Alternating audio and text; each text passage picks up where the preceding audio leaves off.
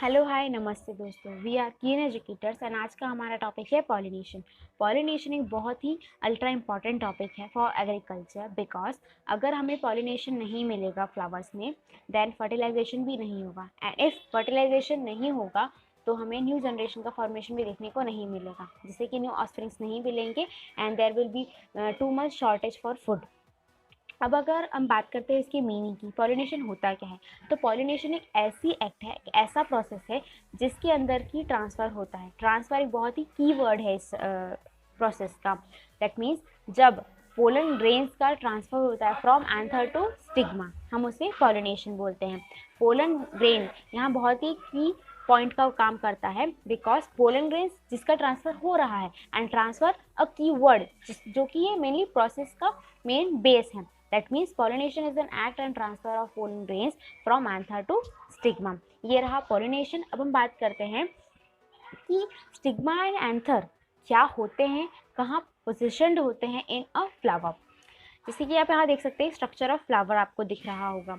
तो जो फ्लावर होता है उसके मेनली 4 हिस्से होते हैं। First petal, sepals, male reproductive system, female reproductive system and the last one is it's base, जो कि जिसे हम पेडिंकल बोलते हैं, जो कि प्लांट और फ्लावर को अटैच करने का काम करता है, उसे हम पेडिंकल बोलते हैं, जिसपे कि पूरा फ्लावर स्ट्रक्चर्ड रहता है।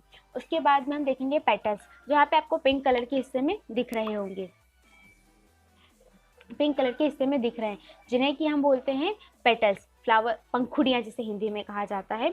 तो ये जो होती है ये अट्रैक्शन का काम करती हैं। जब कोई मीडियम पॉलिनेशन कराने के लिए आता है तब ये जो फ्लावर अट्रैक्ट करता है, फ्लावर का जो अट्रैक्शन पॉइंट होता है वो पेटल्स कहलाते हैं। उसके बाद यहाँ पे आप देख रहे होंगे सेपल्स लिखा हुआ है। जो ये ग्रीन कलर की लीव्स हैं इन्हें हम सेपल्स बोलते हैं, जो कि मेरे प्रोटेक्शन का काम करती है, पूरे फ्लावर को बांध के रखने का काम करती है और इससे जो भी एक्सटर्नल डैमेज उससे बचाने का काम करती है। अब यहाँ पे आप देख रहे होंगे पिस्टल, जिसे कि हम मेनली फीमेल रिप्रोडक्टिव सिस्टम बोलते हैं। जो ये सिस्टम होता है इसे पिस्टल कहा जाता है। पिस्टल में 3 चीज़ें जुड़ी हुई हैं, stigma, style and ovary. If अगर हम स्टिग्मा की बात करते हैं, जो कि जो ऊपर छोटे से हिस्से में है, वो जो स्टिग्मा है वो मेनली रिसीवर का काम करता है। जब पोलन ग्रेन्स एंथर से आते हैं तो ये स्टिग्मा ही रिसीव करते हैं उसे। देन उसके बाद ये स्टाइल से होते हैं। स्टाइल एक ट्रांसफरिंग ट्यूब है जो पोलन्स को स्टिग्मा से ओवरी तक ले जाने का, ओव्यूल तक ले जाने का काम करती है। जैसे आपको ओवरी दिख रही होगी, ओवरी एक बियरिंग का काम करती है, ओव्यूल्स को बियर करते हैं, संभाल के रखती है उसके पास में। ये हो गया फीमेल का। अब हम बात करते हैं मेल की। तो मेल में आप देख सकते हैं यहाँ पे स्टेमन, जिसे हम जो मेल रिप्रोडक्टिव सिस्टम है उसे स्टेमन कहते हैं। तो स्टेमन होता है वो 2 हिस्सों में बटा हुआ, एंथर एंड फिलामेंट।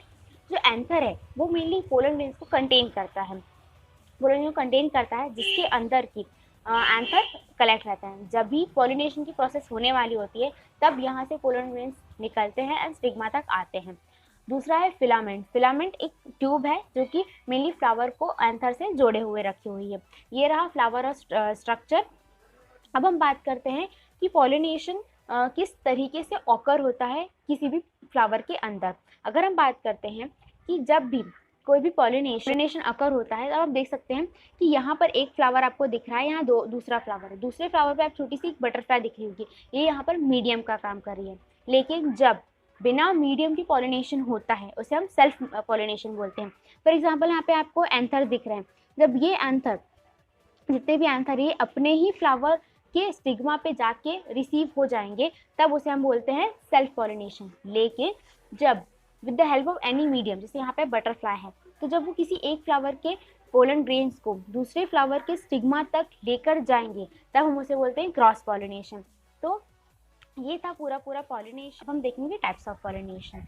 तो पॉलिनेशन मेनली 2 तरीके का होता है, first self pollination and cross pollination. इनका जो मेन बेसिस है फॉर क्लासिफिकेशन वो है जेनेटिक आइडेंटिटी।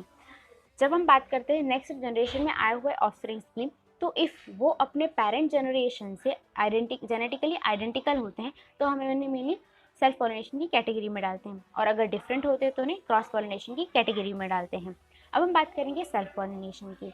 तो जब किसी सेम प्लांट की, याद रखिए वर्ड है सेम प्लांट, अगर सेम प्लांट में पॉलिनेशन होता है, जब उसी प्लांट का पोलन ग्रेन उसी प्लांट के स्टिग्मा पर आएंगे तो उसे हम सेल्फ पॉलिनेशन बोलेंगे। लेकिन जब प्लांट डिफरेंट हो जाएगा, डिफरेंट प्लांट के पोलन एक प्लांट का पोलन ग्रेन दूसरे प्लांट के स्टिग्मा पर आकर रिसीव होगा तो उसे हम क्रॉस पॉलिनेशन बोलते हैं। अगर हम बात करें सेल्फ पॉलिनेशन की, तो यहाँ सेल्फ पॉलिनेशन दो हिस्सों में बटा हुआ है, फर्स्ट ऑटोगेमी एंड दूसरा गिटकोगेमी।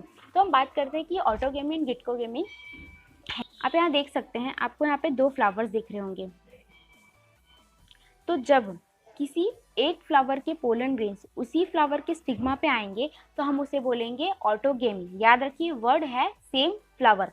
एंड इफ जब उसी प्लांट के लेकिन डिफरेंट फ्लावर हो जाएंगे, मतलब इस फ्लावर के पोलन ग्रेन्स दूसरे फ्लावर के स्टिग्मा पे चले जाएंगे, तब हम उसे बोलेंगे गिटकोगेमी। लेकिन याद रखिए प्लांट एक ही होना चाहिए। लेकिन अगर हम बात करें क्रॉस पॉलिनेशन की, तो यहाँ हम दो प्लांट देखेंगे, दो प्लांट के डिफरेंट प्लांट हो गए। अगर हम बात करेंगे इस फ्लावर के जो पोलन ग्रेन्स है वो जब दूसरे प्लांट के स्टिग्मा पे आके रिसीव हो जाएंगे, तब हम उसे बोलेंगे क्रॉस पॉलिनेशन। लेकिन जब वो ट्रांसफ़र होते हैं तो उनको किसी न किसी मीडियम की ज़रूरत होती है।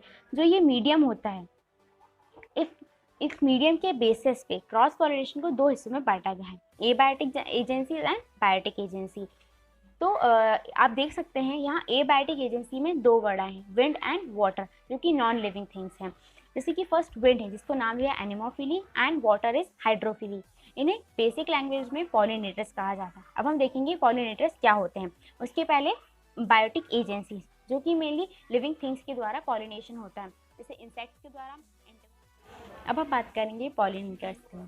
जब क्रॉस पॉलिनेशन में पोलन ग्रेन्स को एक फ्लावर से दूसरे प्लांट के किसी फ्लावर तक पोलन ग्रेन्स को पहुंचाने के लिए जो हेल्प करता है उसे हम मीडियम बोलते हैं या पॉलिनेटर्स बोलते हैं। Pollinator is an animal that moves pollen grains from the male anther of a flower to the female stigma of a different flower. This helps to bring about fertilization of a ovule in the flower by the male gamete from the pollen grains. लेकिन यहाँ बात चल रही है different plant की, because if same flower की रहेगी तो वही की वही हो जाएगा, जिसे कि हम सेल्फ पॉलिनेशन में कैटेगराइज करते हैं। लेकिन ये मेनली हेल्पफुल होते हैं क्रॉस पॉलिनेशन के लिए, जिसके डिफरेंट एग्जाम्पल मैंने आपको पहले दे चुकी हूँ। जैसे विंड के लिए एनिमोफिली, इंसेक्ट्स के लिए एंटेमोफिली एंड वाटर के लिए हाइड्रोफिली एंड डिफरेंट होते हैं। फॉर एग्जांपल से आप देख सकते हैं, अगर वाटर है तो वाटर भी एक एजेंट की तरह काम कर रहा है। यहाँ पे इंसेक्ट्स है, बीज है, बटरफ्लाइज है, ये भी डिफरेंट पॉलिनेटर्स की तरह काम करता है। विंड भी एक पॉलिनेशन की हेल्प करता है। उसके बाद में बर्ड्स हैं, मैमल्स हैं, जो कि हेल्पफुल रहते हैं। अब हम बात करेंगे difference between self and cross pollination. ये बहुत ही इंपॉर्टेंट टॉपिक होता है, जो कि अधिकतर एग्रीकल्चर की जो एग्ज़ाम्स होती हैं मेनली मिड टर्म में पूछा जाता है। एंड या फिर बात कर सकते हैं जो बीएससी एग्रीकल्चर की फाइनल एग्जाम्स होते हैं, उनके अंदर 2 नंबर में ये आ ही जाता है। तो अब देखेंगे difference between self and cross pollination. अगर हम बात करें तो प्लांट की बात करते हैं फर्स्ट। तो अगर सेम सिंगल प्लांट रहेगा तो वो सेल्फ रहेगा, डिफरेंट प्लांट रहेगा तो वो क्रॉस पॉलिनेशन रहेगा। जब जो फ्लावर्स रहते हैं, मतलब जो ऑफरिंग्स रहेंगे वो जेनेटिकल आइडेंटिकल रहेंगे तो वो सेल्फ में आएंगे, एंड डिफरेंट रहेंगे तो वो क्रॉस में आएंगे। अगर परफेक्ट फ्लावर होगा, दैट मीन्स परफेक्ट फ्लावर मतलब होता है कि इसी फ्लावर में मेल एंड फीमेल दोनों का मौजूद होना, तो वो सेल्फ पॉलिनेशन में आएगा। लेकिन जब वो कोई फ्लावर सेल्फ पॉलिनेशन के लिए कंपैटिबल नहीं रहता है, तब वहाँ पर क्रॉस पॉलिनेशन अकर होता है। इसीलिए बोलते हैं कि इम्परफेक्ट फ्लावर में पॉलिनेशन सेल्फ पॉलिनेशन नहीं हो सकता है, इसलिए ज़रूरत होती है क्रॉस पॉलिनेशन की। अब देखेंगे सेल्फ पॉलिनेशन में किसी भी पॉलिनेटिंग एजेंट की ज़रूरत नहीं होती है, लेकिन मीडियम की ज़रूरत होती है क्रॉस पॉलिनेशन में। उसके बाद हम देखेंगे कि यहाँ पे मेनली इनब्रीडिंग डिप्रेशन आता है। जैसे कि जब बोल रहे हैं कि जेनेटिकल आइडेंटिकल वो नहीं रहेगा, दैट मीन्स कहीं ना कहीं जो उसकी जेनेटिक्स हैं उसके पेरेंट की, वो कहीं ना कहीं लॉस हो जाएगी, इसीलिए उसे इनब्रीडिंग डिप्रेशन बोलते हैं। तो यहाँ इनब्रीडिंग डिप्रेशन नहीं होता है इन सेल्फ पॉलिनेशन, और क्रॉस पॉलिनेशन में उसका उल्टा होता है। अब बात करेंगे जो उनके ऑफस्प्रिंग्स होते हैं, मतलब जो नेक्स्ट जनरेशन होती है वो कैसे होगी। सेल्फ पॉलिनेशन की जो ऑफस्प्रिंग्स होती है वो होमोजाइगस होती है, मतलब सेम रहेगी, एंड यहाँ पे हेट्रोजाइगस होगा, बिकॉज वो वेरिएशन उनमें आ चुकी है। और जैसे ही कोई किसी चीज़ में वेरिएशन आती है तो वो डिफरेंट हो जाती है, इसीलिए उसे हेट्रोजाइगस ऑफस्प्रिंग्स बोला जाता है। Self pollination and cross pollination होने की भी कुछ वजह होती है। किसी स्पीशीज़ में self pollination and cross pollination occur होने के डिफरेंट मैकेनिज्म होते हैं, जो कि प्रमोट करते हैं किसी क्रॉप को self pollinated and cross pollinated species बनने पे। तो हम बात करेंगे फर्स्ट सेल्फ पॉलिनेशन में कुछ ऐसे मैकेनिज्म की जो उसे प्रमोट करते हैं सेल्फिंग करने में। फर्स्ट है बायसेक्सुअलिटी। बायसेक्सुअलिटी मतलब होता है जब किसी फ्लावर में मेल एंड फीमेल दोनों ये ऑर्गन प्रेजेंट होते हैं तब उसे बोलते हैं बायसेक्सुअलिटी। For example rice. अब हम बात करेंगे होमोगेमी की। तो होमोगेमी मतलब होता है एक फ्लावर है हमारे पास में, फ्लावर में हमारे पास मेल भी है एंड फीमेल भी है, लेकिन दोनों सब साथ में मिच्योर होते हैं। जब दोनों साथ में एक साथ वर्किंग करना शुरू करते हैं तब हम उसे बोलते हैं होमोगेमी। अब हम बात करेंगे क्लिस्ट्रोगेमी की। तो क्लिस्ट्रोगेमी मतलब ये होता है कि जैसे हमारे पास फ्लावर बर्ड है, तो फ्लावर बर्ड के अंदर पॉलिनेशन हो जाएगा तो हम उसे बोलेंगे cleistogamy. That means when pollination and fertilisation, याद रखिए pollination and fertilisation occur in unopen flower bud, it is called cleistogamy. लेकिन जब पॉलिनेशन बंद में ही और खुलने पे फर्टिलाइजेशन होता है तो उसे हम चेस्मोगेमी बोलते हैं। तो क्लिस्ट्रोगेमी एंड चेस्मोगेमी में कंफ्यूज होने की ज़रूरत नहीं है, दोनों बहुत ही सिंपल है। दो वर्ड है, पॉलिनेशन एंड फर्टिलाइजेशन। तो जब पॉलिनेशन है, जब वो दोनों पॉलिनेशन एंड फर्टिलाइजेशन दोनों बंद में होते तो वो क्लिस्ट्रोगेमी, पॉलिनेशन बंद में और खुले में फर्टिलाइजेशन तो वो चेस्मोगेमी हो जाएगा। दोनों के एग्जाम्पल राइस हैं। उसके बाद में आ जाएगा, क्योंकि कुछ राइस की स्पीशीज़ होती हैं जो क्लिस्ट्रोगेमी करते हैं, कुछ चेस्मोगेमी करते हैं। अब हम बात करते हैं पोजीशन ऑफ एंथर की। तो कुछ प्लांट ऐसे होते हैं, फॉर एग्जांपल यहाँ हमने लिया है टोमेटो एंड ब्रिंजल। तो उनकी जो एंथर की पोजीशन होती है वो कुछ इस तरीके से होती है कि वो एकदम स्टिग्मा के पास में होते हैं, जिससे कि जो सेल्फ पोलिनेशन है पूरी तरीके से इंश्योर हो जाता है। दूसरा, इसके अंदर हम कुछ पल्सेस की बात करते हैं। जो इसमें एंथर होता है वो पेटल्स के एकदम जस्ट पास में लगा हुआ था स्टिग्मा के। ये पेटल्स ना एक तरीके से कवर अप करके रखती हैं, जिससे कि सेल्फ पॉलिनेशन एक तरीके से अश्योर्ड हो जाता है कि यहाँ पर सेल्फ पॉलिनेशन ही होगा, जैसे ब्लैक ग्राम है, सोयाबीन है। अब हम बात करेंगे क्रॉस पॉलिनेशन में होने वाले कुछ ऐसे मैकेनिज्म जो कि आउट ब्रीडिंग को प्रमोट करते हैं। फर्स्ट है इसका डाइक्लिनी।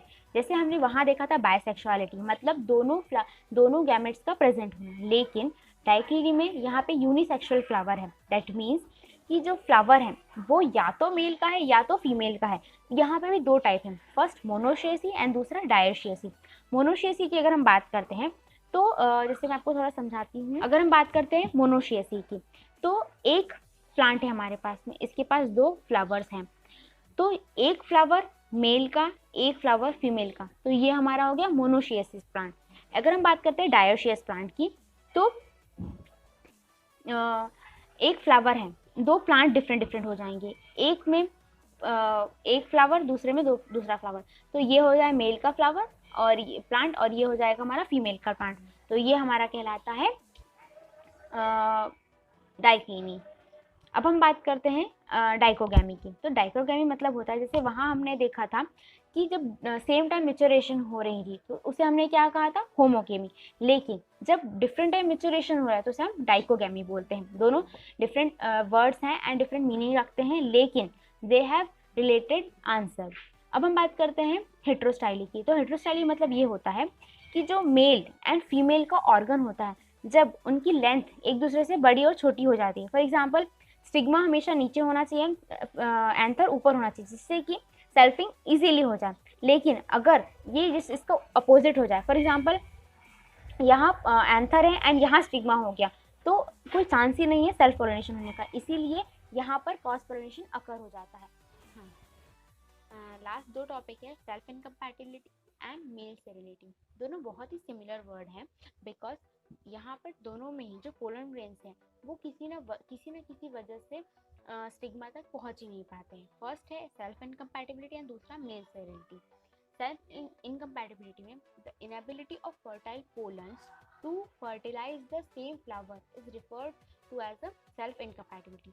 मतलब जो पोलन ग्रेन्स है वो इनकेपेबल होते हैं टू पॉलिनेट, मतलब पॉलिनेट हो जाते हैं बट फर्टिलाइज नहीं हो पाते हैं, इसीलिए उन्हें कहा जाता है उनकी इनकम्पैटिबिलिटी होती है, जो नहीं कर पाते, इसीलिए क्रॉस पॉलिनेशन की ज़रूरत होती है। दूसरा वर्ड है सेल्फ स्टेरिलिटी। दैट मीन्स कुछ स्पीशीज़ में the pollen grains are non functional, मतलब जो पोलन ग्रेन्स होते हैं वो फंक्शनल ही नहीं होते हैं, इसीलिए सेल्फ पॉलिनेशन होने का कोई मतलब नहीं, इसीलिए क्रॉस पॉलिनेशन की ज़रूरत पड़ती है। तो बस पॉलिनेशन का टॉपिक यहीं तक का था। I hope you like the video.